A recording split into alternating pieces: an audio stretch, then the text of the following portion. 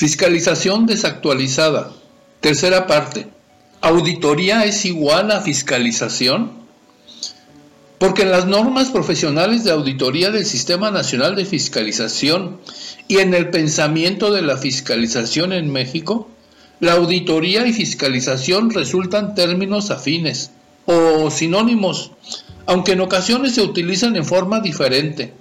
Luego, ¿cómo la fiscalización genera credibilidad y confiabilidad si junto con su actividad o práctica permanecen en la indeterminación?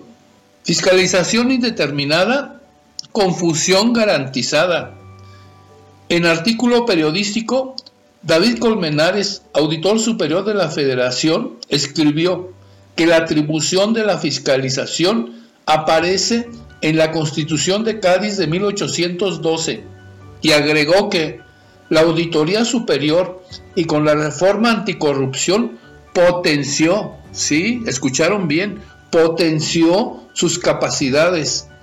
Luego, es preciso exponer que la Constitución de Cádiz dice examinar y aprobar las cuentas, pero David Colmenares afirmó que esto indica la atribución de fiscalizar, pero no reparó que examinar y aprobar son dos actividades distintas que nos remiten en un sentido amplio a las formas primigenias de la auditoría y fiscalización. Y cabe notar que la fiscalización evoluciona con el tiempo, de aprobar las cuentas al sentido actual del Tribunal de Cuentas de España, por ejemplo. Y cabe mencionar que en España la fiscalización se concreta en actuaciones del Tribunal de Cuentas y en México la fiscalización se realiza por medio de la Auditoría Superior. Luego la auditoría es la herramienta o instrumento y la fiscalización es la meta, es decir, son actividades diferentes. Pero las normas profesionales de auditoría del Sistema Nacional de Fiscalización afirma que la fiscalización no representa un fin en sí misma. Pero esto es una confusión, porque la fiscalización es una meta, es decir, un fin.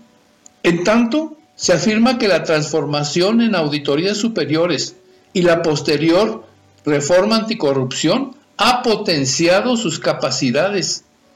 Luego, se afirma que esto es verdad.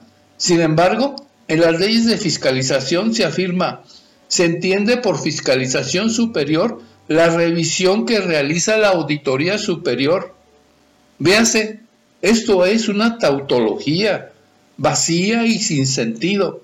O las normas afirman, la fiscalización es una parte del sistema regulador, pero no define cuáles son las otras partes o elementos de dicho sistema, o señalar las desviaciones de los principios que rigen la gestión gubernamental.